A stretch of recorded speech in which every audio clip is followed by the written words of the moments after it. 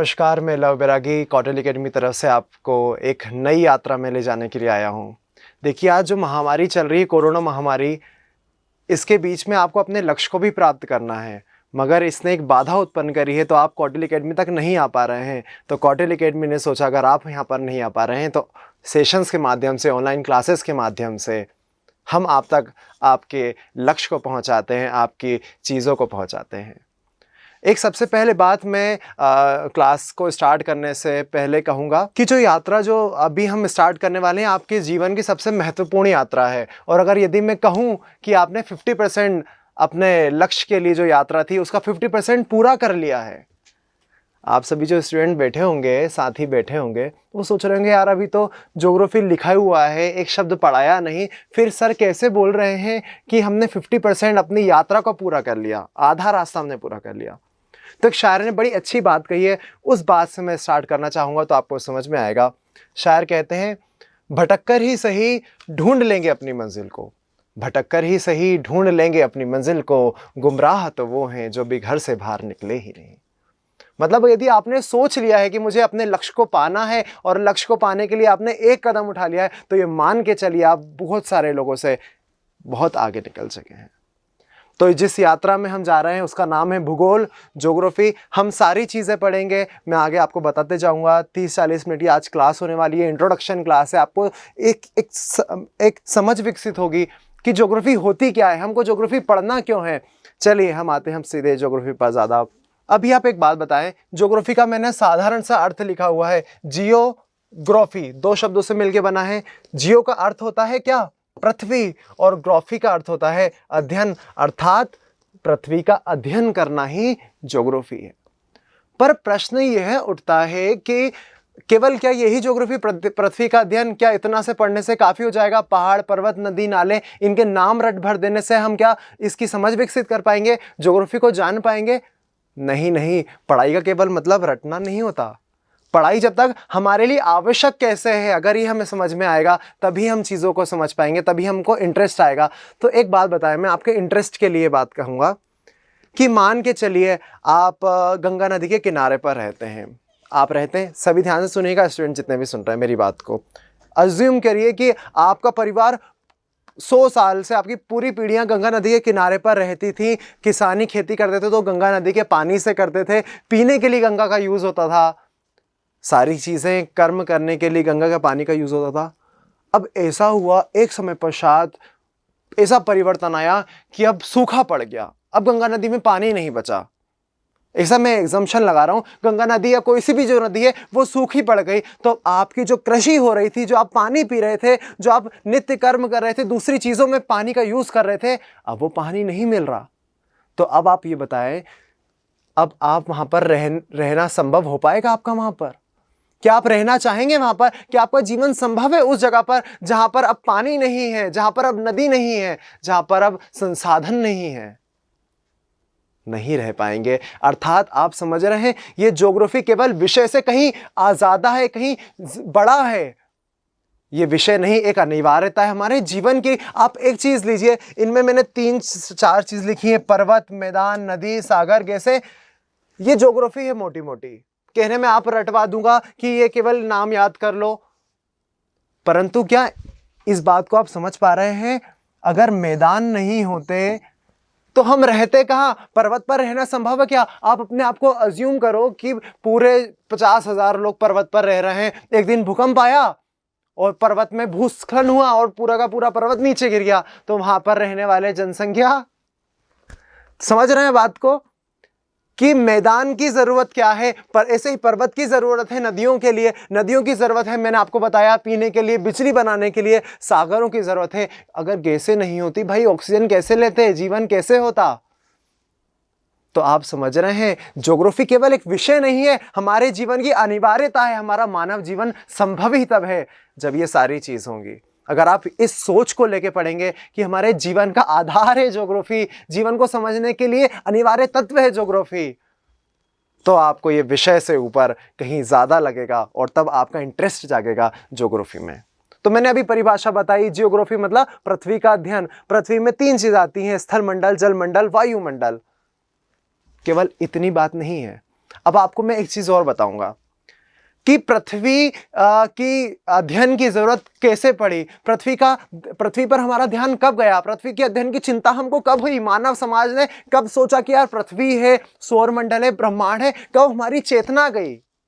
जैसे ज्यादा कठिन बात नहीं है, मैं आपको समझता हूं। मैं यहां पर उपस्थित हूं, मतलब मेरा जन्म हुआ है, मेरी सत्ता है, लव बैरागी की सत्ता है, तो उसके पीछे कुछ ना कुछ कारण होंगे ना। मेरा जन्म हुआ है, मेरे पूर्वज, उनके पूर्वज, उनके पूर्वज, मतलब मेरे होने का कुछ तो रीजन था। वैसे ही भूगोल के अध्ययन का, ज्योग्राफी के अध्ययन का, ज्योग्राफी पे ध्यान गया, उसका भी तो कुछ रीजन होगा। उस रीजन को मैं समझाने के लिए आपके सामने एक चीज लाऊंगा, और उस शब्द का मतलब होगा, वह शब्द है पुनर्जागरण।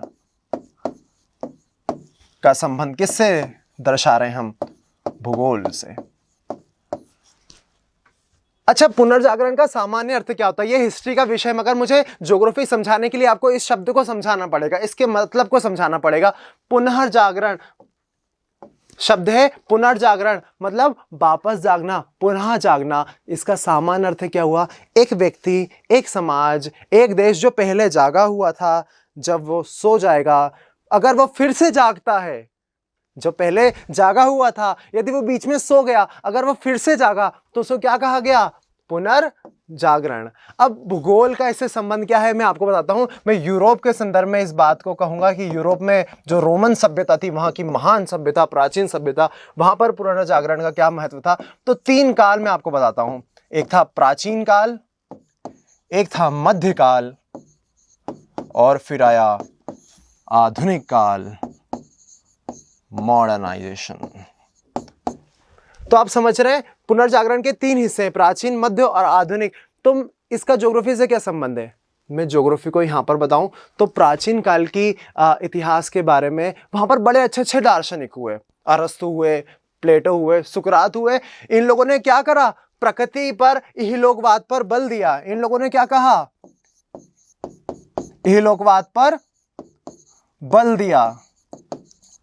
अरस्तु ने कहा, अरे भाई दूसरी पृथ्वी, दूसरे ग्रह या दूसरी जगह संसार जीवन को मत ढूंढो, जो सामने है उस पर विश्वास रखो। प्रत्यक्ष को प्रमाण माना अरस्तु ने।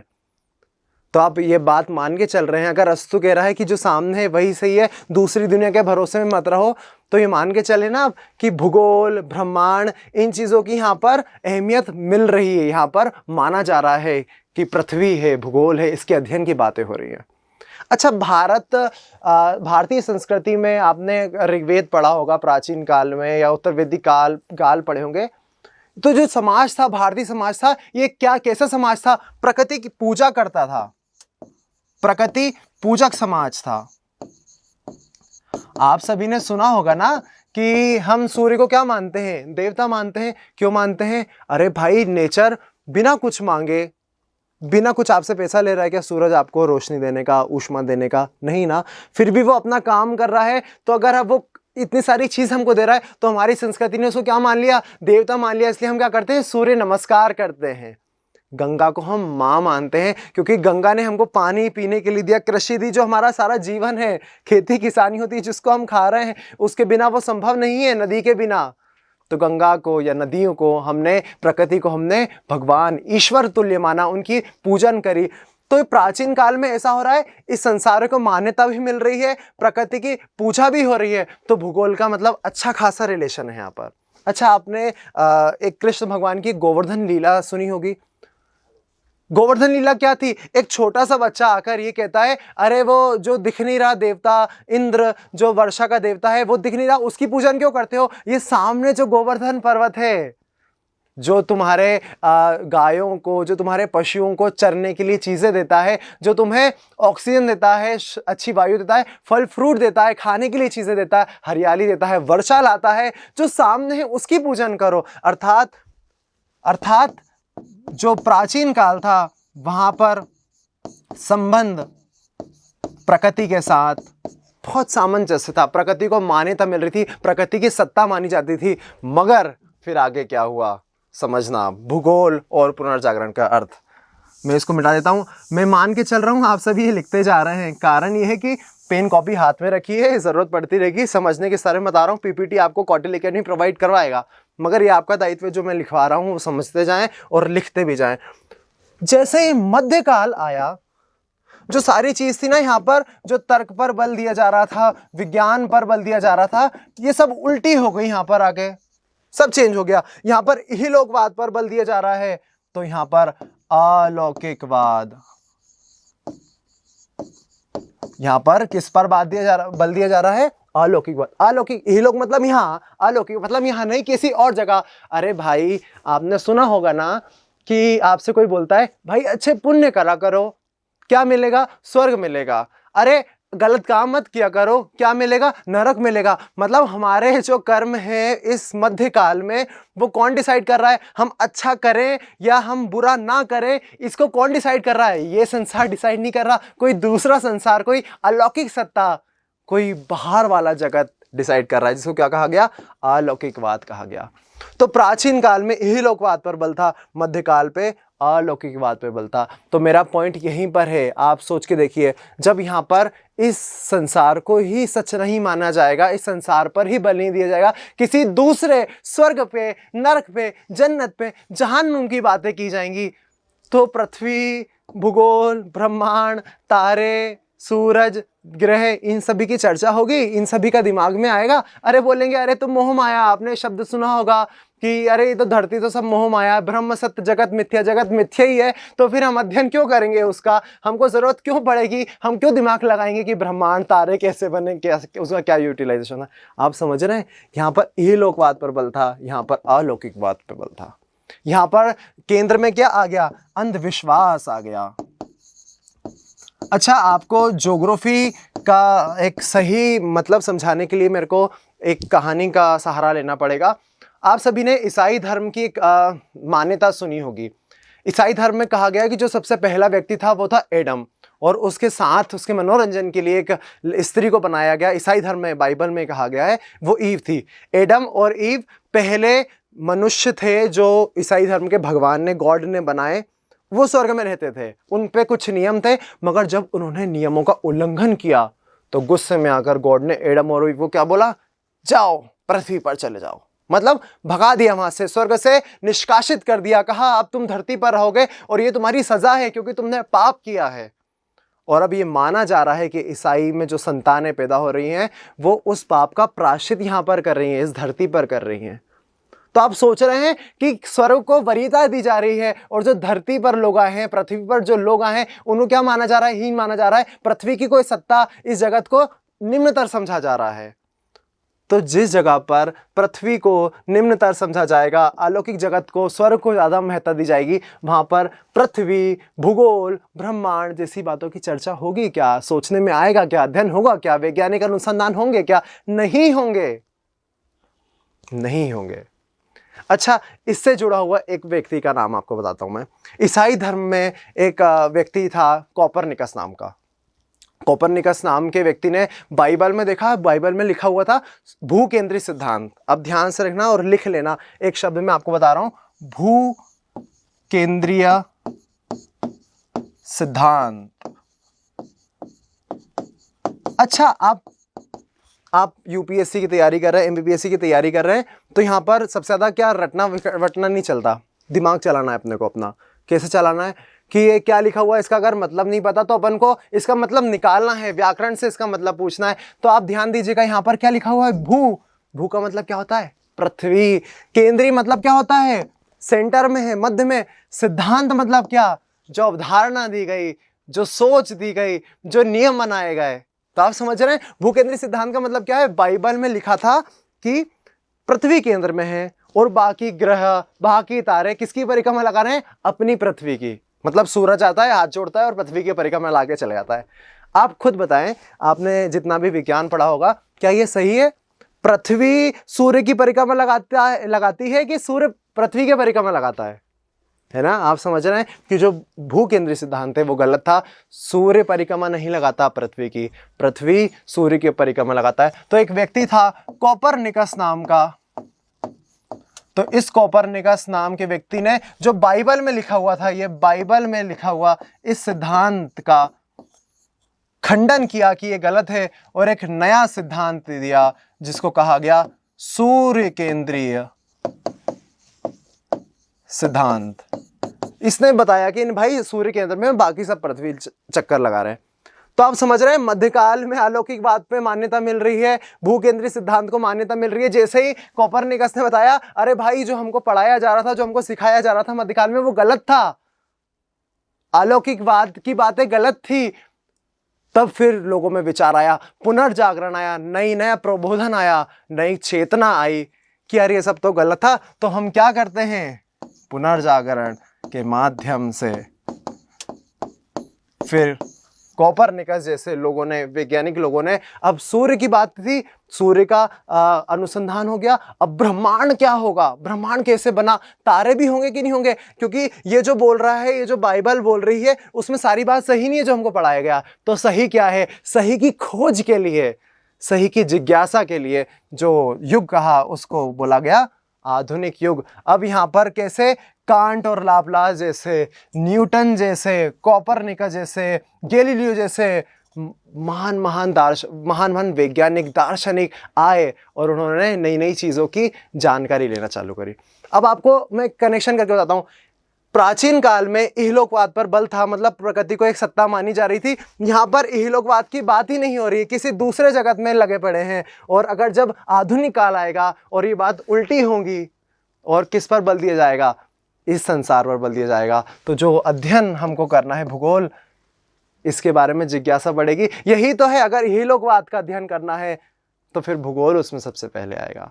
तो भूगोल को पढ़ने की जरूरत कब पड़ी, यहाँ पर तो मान ही चल रहे थे, यहाँ पर तो किसी के दिमाग में भूगोल जैसी चीजें आ ही नहीं रही थी। जैसे ही आधुनिक काल आया, इहलोकवाद की बात आई, तब हमें भूगोल का अध्ययन करना पड़ा, भूगोल की चीजें दिमाग में आई। तो आपको ये ग्राफ का मतलब पुनर्जागरण का भूगोल से कनेक्शन समझ में आया, इसमें कोई समस्या नहीं है ना, क्योंकि थोड़ा सा ये कनेक्शन हिस्ट्री से बैठता था, तो फिर मैंने क्लियर कर दिया ताकि आपको पता चले कि भूगोल का पढ़ने का रीज़न और भूगोल को पढ़ने के लिए जो वैज्ञानिकों ने जो सोच विकसित करी वो कैसे विकसित हुई। तो चलिए मैं आगे आपको बढ़ाता हूँ, इसको आप उतार लेना, मैं मान के चल रहा हूँ आप सभी लिख रहे होंगे, है ना। चलिए अभी अपना पुनर्जागरण वाला मैटर खत्म हो गया। अब अपन को पृथ्वी की परिभाषाएं, पृथ्वी की जो रचनाएं हैं वो समझना है। मगर सबसे पहला क्वेश्चन तो ये होगा ना कि पृथ्वी बनी कैसे, ब्रह्मांड बना कैसे, ब्रह्मांड आया कैसे, मैं आया कैसे। जब ये अपन को ये पता होगा तभी तो अपन उसका अध्ययन करेंगे कि पृथ्वी में डायरेक्ट अपन पर्वत, नाले, नदी, झीलें ये पढ़ने लग जाएंगे, नहीं ना। आया कैसे, तो ब्रह्मांड की उत्पत्ति के अलग अलग सोच होती है। देखिए मैं बहुत कॉन्सेप्ट के वाइज आपको बता रहा हूं कि आपको कुछ भी चीज की जरूरत नहीं पड़ेगी यार मैं रट लूं, है ना। आपको मैं बहुत तर्कों के माध्यम से, बहुत अच्छे कॉन्सेप्ट के आसान शब्दों के माध्यम से समझा रहा हूं कि ये ब्रह्मांड की उत्पत्ति कैसे हुई। अच्छा, आप सभी ने दो संकल्पनाएं, मतलब ये ब्रह्मांड की उत्पत्ति के लिए दो संकल्पनाएं हो सकती हैं, जैसे धार्मिक संकल्पनाएं हो सकती हैं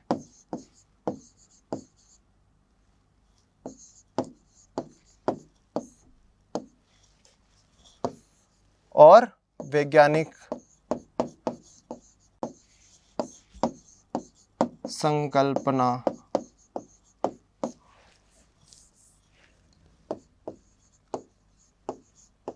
हो सकती है।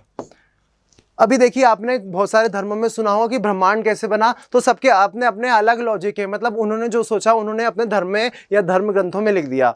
जैसे मैंने भी सुना है एक विराट व्यक्ति हुआ था जिसे विराट स्वरूप कहा गया, उसके हाथों से पहाड़ों की उत्पत्ति हुई, सर से पर्वतों की उत्पत्ति हुई, नदियां जो उसके रक्त शिराएं थी वो नदियों में कन्वर्ट हो गई, जो ये रोम छिद्र थे वो मृदा बनी, भूमि बनी। मतलब धर्म की अलग संकल्पना है जो ब्रह्मांड की उत्पत्ति मानती है। मगर हम किस चीज़ को मानेंगे, क्योंकि भूगोल जो विषय है वो वैज्ञानिक विषय है, तो हम किस संकल्पनाओं को मानेंगे जो वैज्ञानिकों ने दी है। तो वैज्ञानिकों ने दो संकल्पनाएं दी हैं ब्रह्मांड के लिए, उसमें सबसे एक महत्वपूर्ण है, एक है बिग बैंग थ्योरी, और दूसरा संकल्पना दी है नेबुलर हाइपोथेसिस। इसको दिया है, जिसने नाम में आ सकता है, जो इसके प्रतिपादक हैं जॉर्ज लेमेंडर हैं, और इसके प्रतिपादक हैं कांट व लाप्लास जैसे विज्ञानी।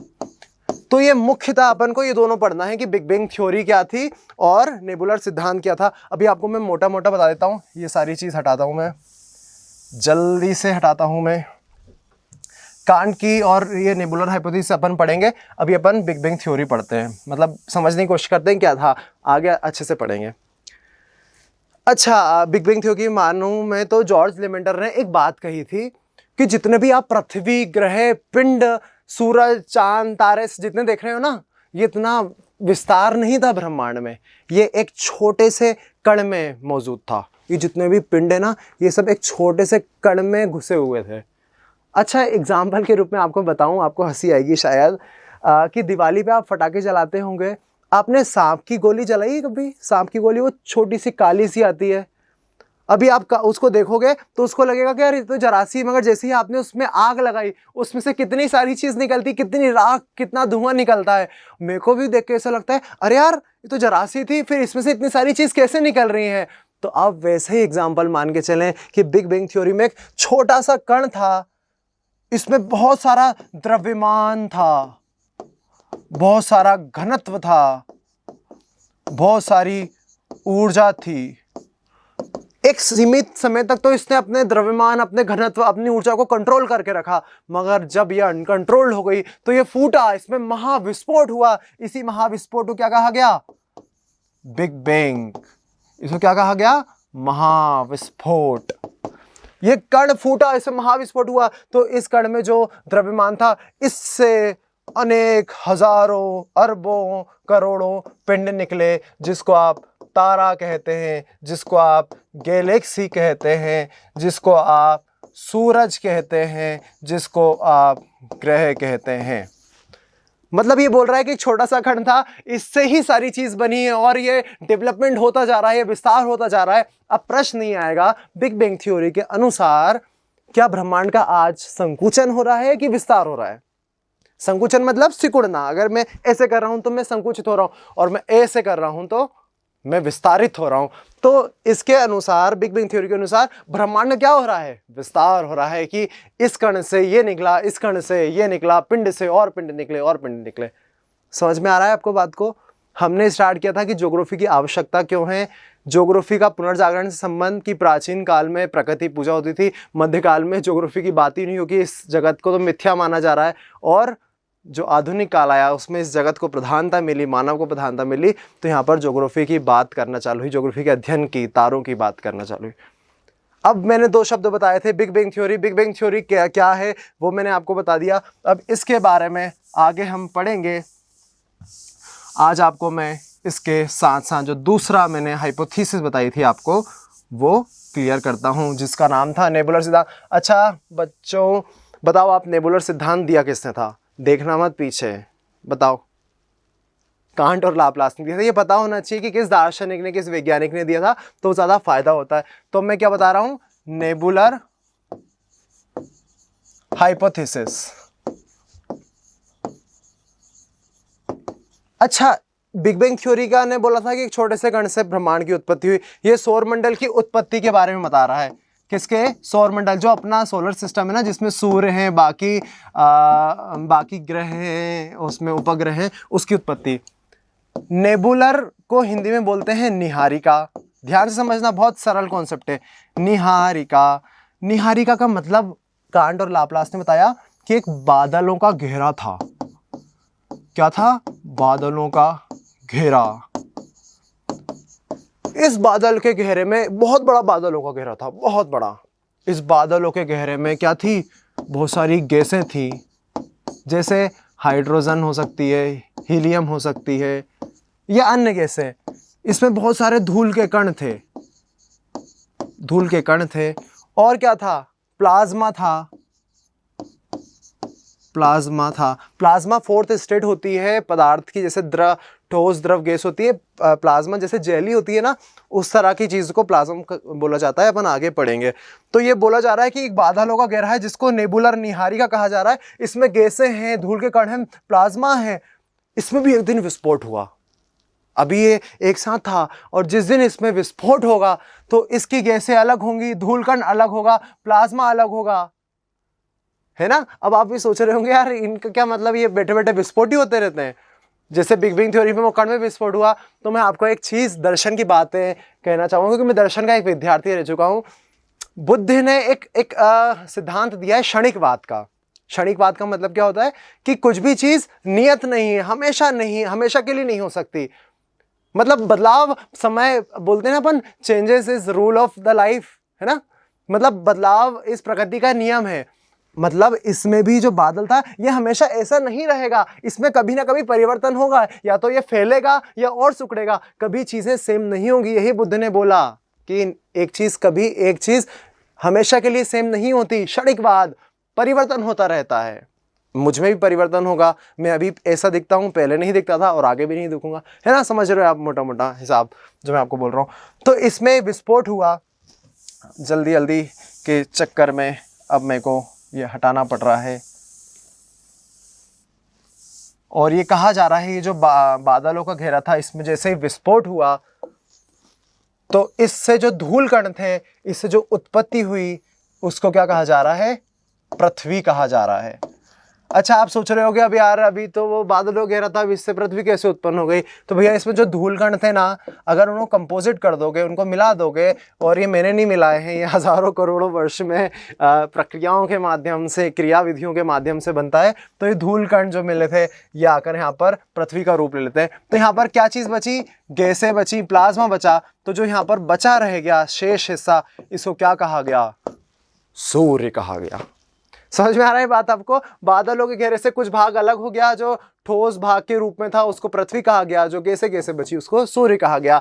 अब ध्यान से समझना इस बात को, कुछ भी नहीं है, मैं बस आपको कनेक्ट कर रहा हूं। जो आज हम पृथ्वी देख रहे हैं, महाद्वीप देख रहे हैं, उनका निर्माण कैसे हुआ। तो आपको बस कुछ नहीं करना, यहाँ पर बोर्ड पे फोकस पे ध्यान लगाना है। इसके दो हिस्से हुए थे, एक जो अंदर वाला हिस्सा था वो ठोस था, इसको कहा गया पेंजिया। क्या कहा गया, पेंजिया। और आसपास जलीय भाग था, इस जलीय भाग को क्या कहा गया, पेंथालासा कहा गया। पेंथालासा ही नहीं बना, पेंथालासा कहा गया। समझ रहे हैं बात को। ये ठोस भाग है, दो भाग हुए, एक ठोस एक जल। याद रख लेना कि पेंजिया कौन सा ठोस भाग है, ये क्वेश्चन आ सकता है। जो जलीय भाग था वो पेंथालासा कहा गया। अब समझना, मैंने अभी आपको बुद्ध का एक नियम बताया था कि कुछ भी चीज नित्य नहीं होती, बदलती रहती है। तो जब ये नित्य नहीं था तो क्या ये नित्य होगा, कि इसमें भी परिवर्तन संभव है, संभव है, और परिवर्तन हुआ। इसके जो ठोस भाग था, इसके दो टुकड़े हुए। अगर दो टुकड़े होंगे तो एक ऊपर वाला ठोस वाला भाग बचेगा, एक नीचे वाला ठोस वाला भाग बचेगा, और बीच में पानी भरा गया। तो इस जो बीच में पानी भराया, इसको बाद में कहा गया टेथिस सागर।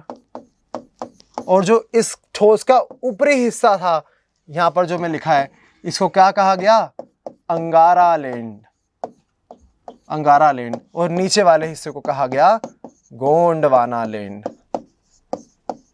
आप समझ रहे हैं बात को, कि इससे ये बना, इसमें दो टुकड़े हुए तो ये बना। अब बात आपको समझ में आएगी कि जो आप महाद्वीप देख रहे हैं ना, उसकी उत्पत्ति यहीं से होगी। बड़ा मजेदार चीज है।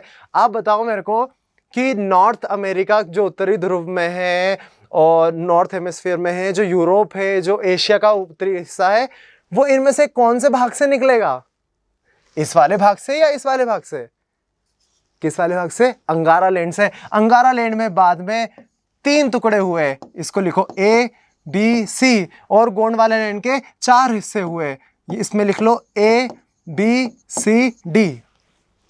अब बड़ा मजा आएगा आपको। अब ध्यान रखना, अंगारा लैंड के जो 3 हिस्से हुए, जिसमें से A वाला हिस्सा था, इसको कहा गया नॉर्थ अमेरिका।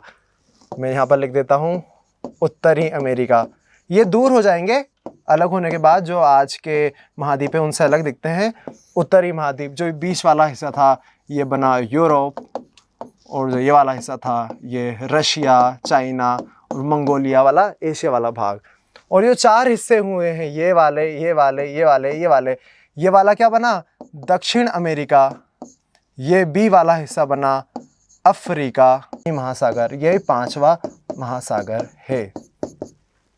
तो आपको इतनी चीज़ समझ में आ रही है कि मैंने ज्योग्राफी का पढ़ाने से पहले, भूगोल को पढ़ाने से पहले, पृथ्वी के अध्ययन पढ़ाने से पहले आपको उसका महत्व बताया कि भाई क्यों पढ़ें आप, आपके लिए ज़रूरी है। अगर नहीं पढ़ोगे तो जीवन संभव नहीं है ना। आप नदी पहाड़ पर्वत के बिना आपका अपना जीवन संभव है? सत्ता ही संभव नहीं है मनुष्य की। तो पढ़ने का रीज़न अपनी अनिवार्यता है, अपना जीवन है। और पढ़ने का ध्यान कब गया? पुनर्जागरण के माध्यम से समझाया था, याद रखना। और फिर मैंने 2 सिद्धांत बताए थे, ब्रह्मांड कैसे उत्पन्न हुआ। धर्म अलग बात कहता है कि इस आदमी से हुआ, इस आदमी से हुआ। जो विज्ञान कहता है उसमें बिग बैंग थ्योरी जॉर्ज लेमेंडर की, और निहारिका सिद्धांत कांट व लप्लास का वो। और आज के महाद्वीप और आज की चीज़ें आपके सामने मैंने प्रस्तुत की।